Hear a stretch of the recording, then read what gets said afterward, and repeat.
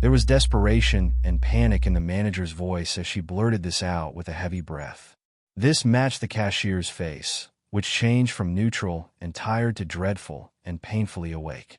Another employee who was waiting behind the counter quickly got up and walked to somewhere in the back of the store. For context, it was a little past 9:30 at night. It had been a busy day for me. I had a test and multiple quizzes in my various classes, and I had just gotten done with a hard gym session before returning to my apartment to find that I was fresh out of milk. I decided to run down to the convenience store located right under my apartment building. I knew they closed at 10, so I had plenty of time to pick up milk and browse their snacks. After finding nothing else of interest, I took the jug of milk to the counter to check out. Me being the only customer in the store at this point, the only other people being 3 employees. Who were they? Maybe some sort of cleaning or maintenance crew for the store. But it wasn't closed yet. I picked up the milk jug and walked to the door. The manager stepped right in front of me. "We can't let you leave right now. It's not safe. You're just going to have to wait with us for them to pass through." "Who are they?" I replied, frustrated but even more confused. Why the hell was she blocking me from leaving? I would have imagined the store employees would want me to get out of the store now that closing time was coming up. The manager thought about my question for a moment before shaking her head and sighing, like she was too stressed to give me an explanation at the moment. She turned around to pull down the metal blinds along the storefront, ignoring my question. As I said, they weren't supposed to close quite yet. It wasn't time.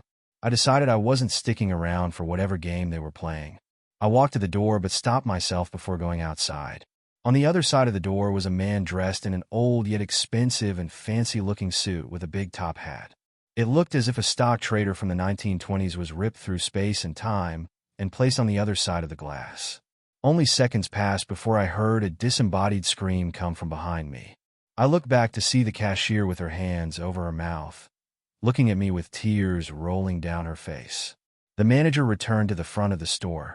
When she saw me standing in front of the door and the man on the other side, she directed a loud and firm command at me. "Get away from the door. Now!" I did as she said, walking back to her, but before I could ask or say anything, she squawked another command. "Go hide behind an aisle. Wait for me to tell you to come out. If you don't do as I tell you, you're going to die tonight. Now go."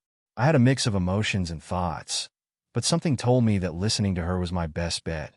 Still, I hadn't thought of a reason right then as to why my or anyone else's lives would be in danger. Maybe this man was a frequent problem for the store and harassed employees, or what have you. Anyway, I did as I was told. I set the milk on the checkout counter and went to hide between some aisles in the corner of the store. I just stood there for a moment, feeling awkward and a little afraid of whatever was going on. I took out my phone, but it wouldn't turn on. I could have sworn it wasn't dead when I left my apartment. Unfortunate. I guess I just had to sit it out for now. I heard the manager talking to the cashier, who seemed quite afraid of the man or whatever was going on. About 2 minutes later, I heard the automatic doors open and someone walked in. The echoing footsteps broke the silence as they approached the counter. They stopped and silence filled the store once again, but only for a few seconds. A man with a friendly tone broke the silence. "Good evening. Hello." I heard the timid cashier squeeze out, barely able to form coherent words. "Would you be so kind as to point me in the direction of your store's meats?" I tiptoed to the edge of the aisle and looked toward the counter. The man I saw outside was now standing in front of the cashier. He stood with perfect posture. He was much taller than I expected.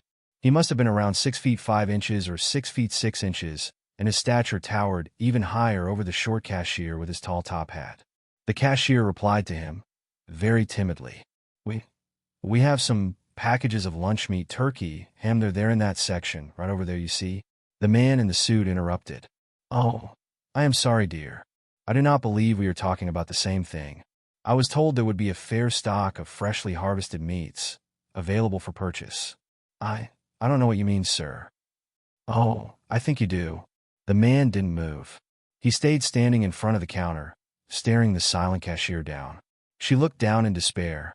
I could hear her breathing and whimpers as the man remained. It was as if he were programmed, like a non-player character in a game, waiting for input before he could deliver another line of dialogue or make any move. I saw the manager walk up from behind. She must have been waiting in the back of the store. Standing behind the man, albeit a good distance away. She addressed him herself.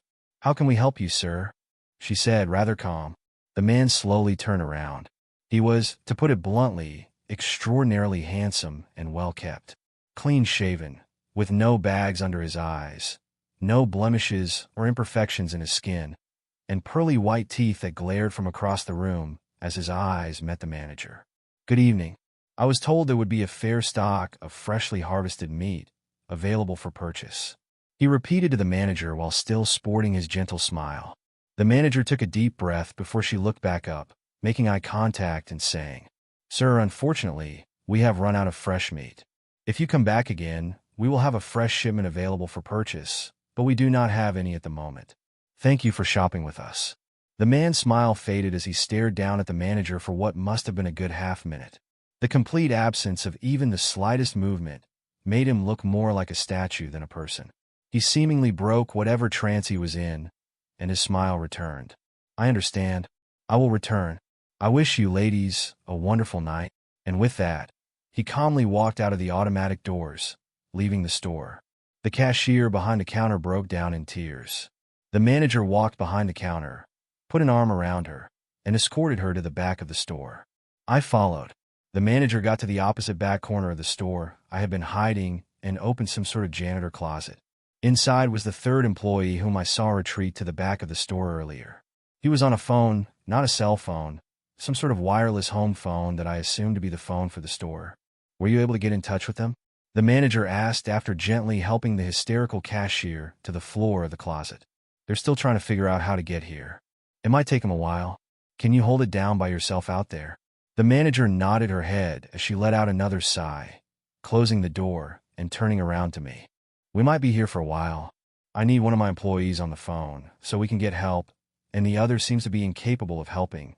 So I need you to do as I say so we can all survive this. You don't have a choice. If you try to leave, if you mess up, if you don't do exactly as I say, we all die. Understand?" Yeah, I understand," I assured, complimented by a nod of the head. Though I was far from assured in my ability, and even more so, that any of this was real. I still had no clue what was going on and who they were, either regarding the odd man in the suit or whomever the employee in the closet was on the phone with. The manager walked behind the counter, next to the first register. I thought about running, about booking it out that door, and getting back to my apartment where I wouldn't have to deal with this circus of a prank they were running. I didn't have time to formulate a plan to run. The automatic doors opened again, and I heard quieter, yet frantic footsteps enter. I looked at the manager, and she waved her hand and silently mouthed what I assumed to be hide before ducking under the counter herself. I shuffled back to my original spot behind the aisles, the sickly sound of heavy breathing, like that of an old, asthmatic man, joined the quick steps. They ran from the entrance to the counter. They stopped for a moment, but the breathing was incessant. It began running again. It seemed to get close, then far, then closer, then far and closer again. I quickly put the pieces together, realizing it was moving up and down the aisles, sweeping all of them in order, and it would eventually run down mine. I panicked for a few seconds, trying to piece together an idea of how not to be spotted. I hoped that whoever it wasn't perceptive enough to notice me move over an aisle. When it got to the aisle before mine, I waited for it to walk a distance down, away from me. I turned around the edge of my aisle and took a peek around the corner. I finally saw. It wasn't a person. It stood about 4 or 5 feet above the ground. It was completely naked and had pale, white skin, too white to be any living human. Its back was massively hunched, its spine protruding so far it looked as if it would tear through the flesh any moment. The legs were thin and small. They didn't look like they could support the weight of the creature they carried. The feet and toes were like that of a lizard. When it turned the corner, I could see its short arms with human-like hands that were far too large for proportionality with dirty, long, black nails. Its chest was defined by tight skin over a large rib cage, and the rest of its torso looked tightly wrapped to its skeleton as if it was starving to death. The face was the worst. Its jaw was much, much longer than that of any person and came to a point on the bottom, looking almost cartoonish. Its mouth was left open, leaving the teeth and gums exposed. The teeth looked pristine, like they were made perfectly and couldn't possibly have any blemishes, But they were long, very long, impossibly long. The gums were black. They seemed to be rotting away. The nose and eyes were like that of a man, but the whites were some sort of shade of green, like an illness had been contracted and turned them that color. It had only a few strands of wiry, white hair. I moved as quietly as I could to the next aisle. When the creature had finally finished searching the whole of the store, it made its way out of the aisles and through the automatic doors of the store, incessantly breathing all the way, like it was about to drop dead any minute. Only seconds later, the doors opened again. The manager yelled for me to come to the front. I hesitantly got out from behind my aisle and walked up, cautiously, eyeing up the door to see who was about to come through, but it just seemed to stay open. Get behind the counter. Do not say anything. Smile when they do. Smile when who? Chill. A child ran through the door. A child?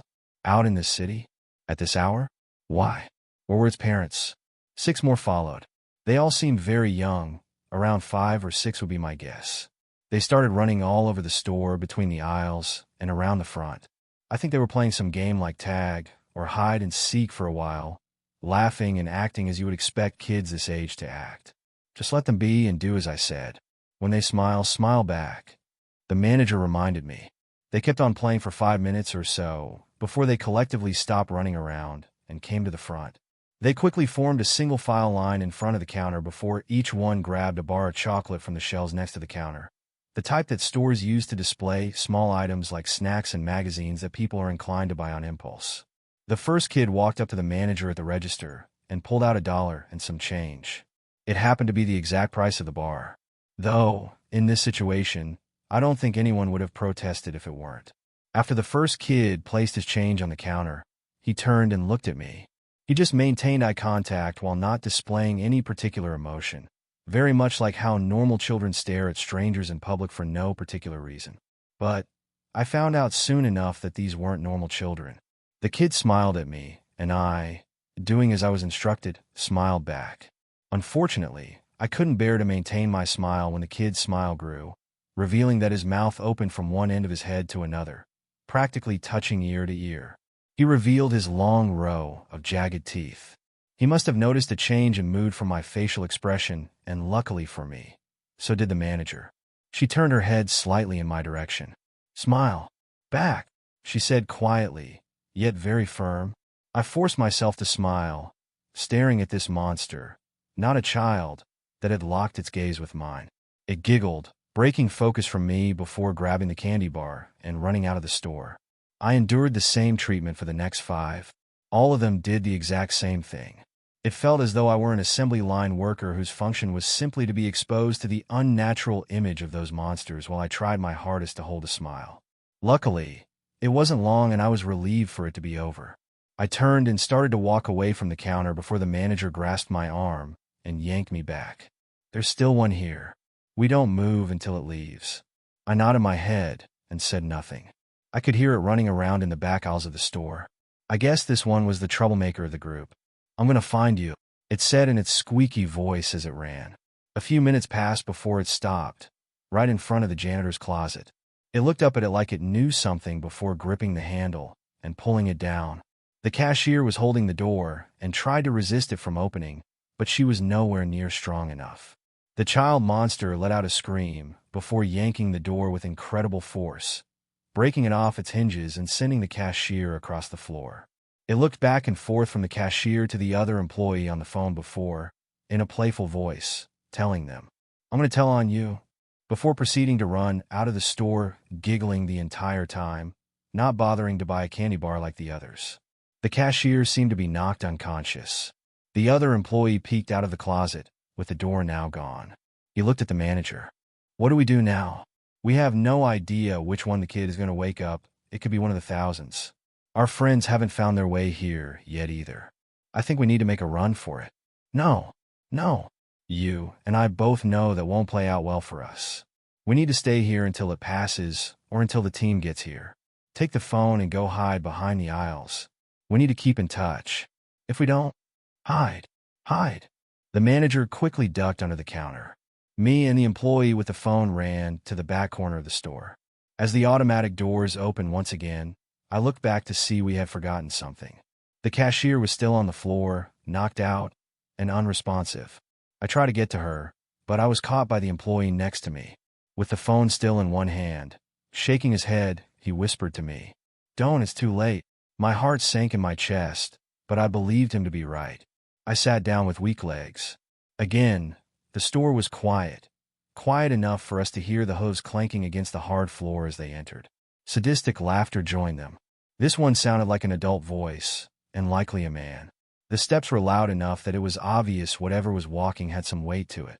It was walking next to the aisles opposite of us, where the cashier was still laying. We moved to the edge of our aisle but stayed long enough to see it. Coming into view from behind the aisle opposite of us were the legs of a deer supporting the upper body of a man, or at least it looked to be the case. I couldn't be sure because it was clothed in a red and blue clown outfit. The jester-style hat matched the colors.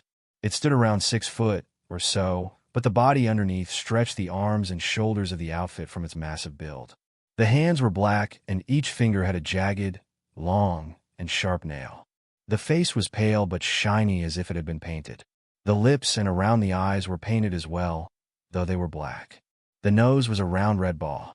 It stopped walking and laughing when it got to that aisle, right in front of the broken door and the unconscious cashier that lay in front of it. The clown bent down and effortlessly picked up the cashier by her neck and held her up in front of him. It stared at her, tilting its head in curiosity, as if it had found some type of rare specimen, as if it weren't one itself. The employee next to me was whispering a rushed description through the phone. I could hear a voice on the other end, though it was much too quiet to make out any words.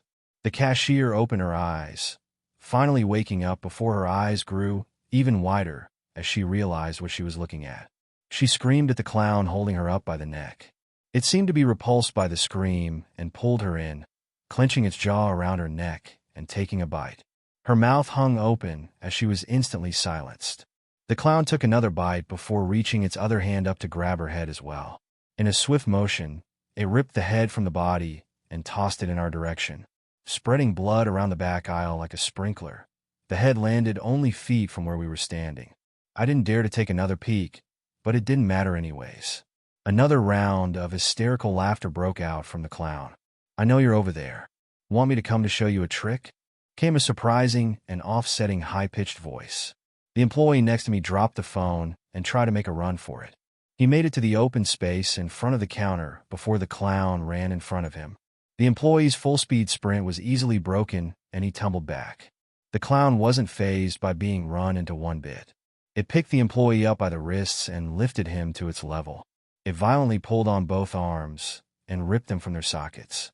The employee, still left alive, let out his own blood-curdling screams as he bled out helplessly on the floor.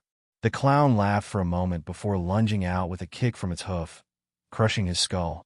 I looked down at the phone, hearing some sort of feedback from whoever was on the other end.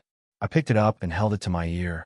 "Hello," I whispered in a raspy and frightened voice. "Listen, you need to blind it. Check our phone.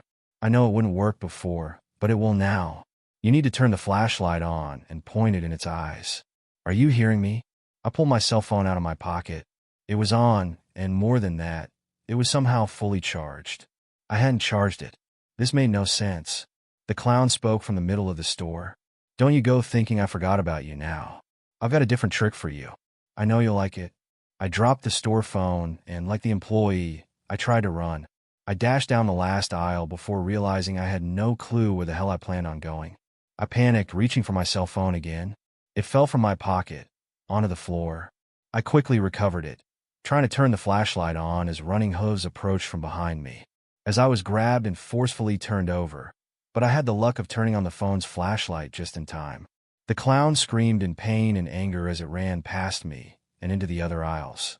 It ripped and threw everything off the shelves it possibly could, trashing the store and tearing it apart. I recovered and kept pointing my phone's flashlight in its direction. It tripped over a shelf it had torn in half and fell flat on its face. Jumping back to its feet, the clown turned around and swatted at me, but covered its eyes and resumed its wretched screams when the light met its eyes once again.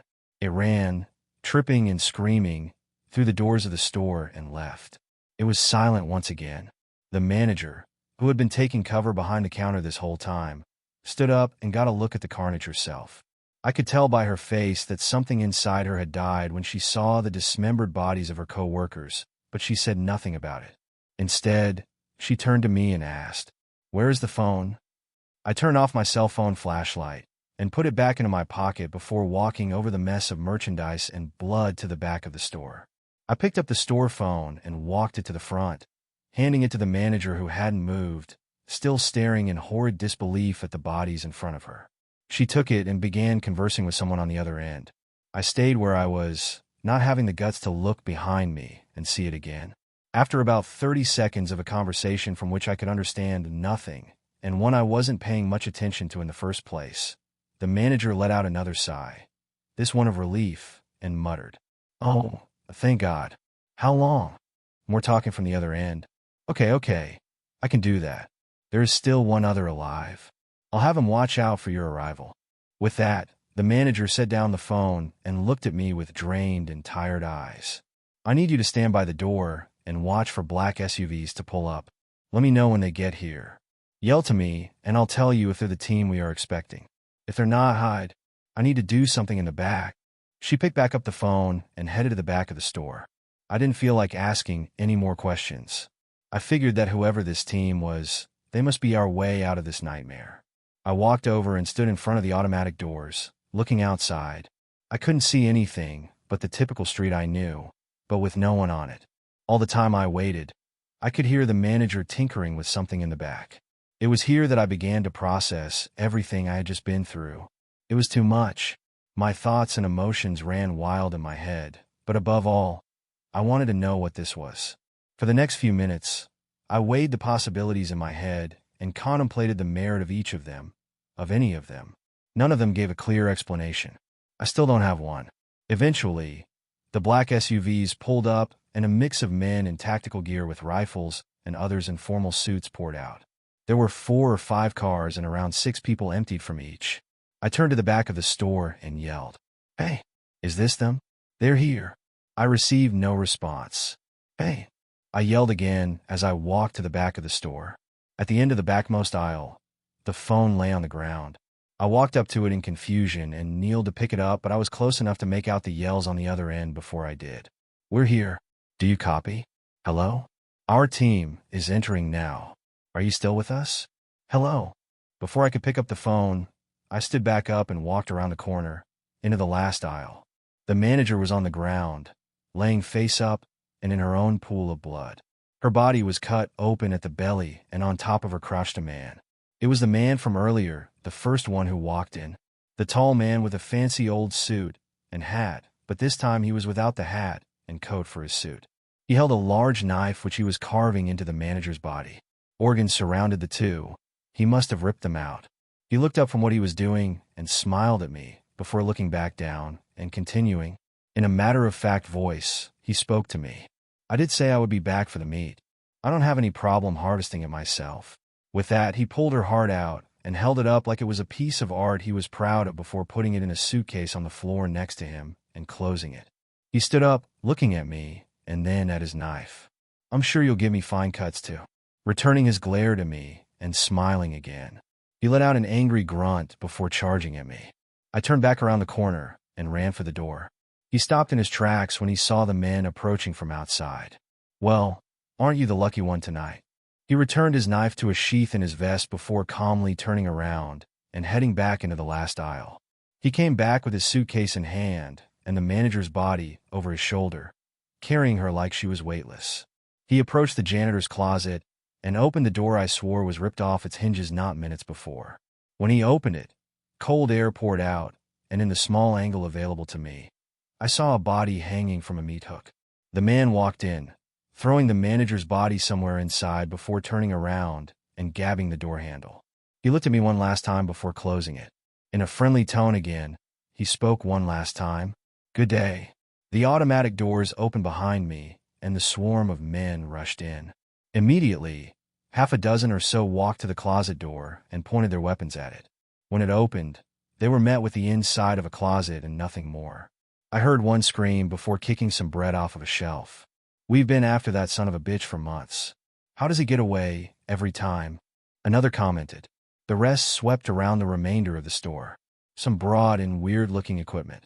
Too much was happening for me to account for all of it, but I did take note of some of what they were doing. Some collected hairs that had fallen on the floor. Others used a blacklight to show the footprints from the previous hunchback monster. They collected all the change and $1 bills the children had paid with. Eventually, 2 large boxes were brought in that they used to collect the bodies of the other workers. I was left unaccounted for, it seemed. A few minutes passed before one man in a suit approached me. He didn't have any interest in asking me anything. It was clear he wanted to make a statement. I know this is a lot to take in, and I know that not much of it makes any sense. There's no way we can explain it to you that well. I am sorry for whatever you had to see or experience tonight, but there's nothing we can do about it. These things are doing this to people all around the world for reasons we have yet to discover. This is the 7th time this store, in particular, has been targeted. We're doing what we can. We are one of the only ones out there trying to stop them. We need you to stay silent about this. If people know about us, if they find out, we'll be shut down and none of this will ever be fixed. People will die and it will only get worse. If you want to save anyone else, keep your mouth shut. He breathed and looked at me in pity. He pointed towards the entrance. You can walk out of those doors whenever you're ready. I don't know what he meant, but I never plan on keeping it silent. What happened to those convenience store workers needs to be told. People need to be aware of this. Though, I didn't let my intentions be known there. I said nothing and walked through the automatic doors and outside, in front of the street packed with their vehicles. I looked back at the store. The lights were on, and it was empty. I turned back to the street. The SUVs were all gone. People were back, walking about like they would on any other night. I heard the metro train approaching again. It was done.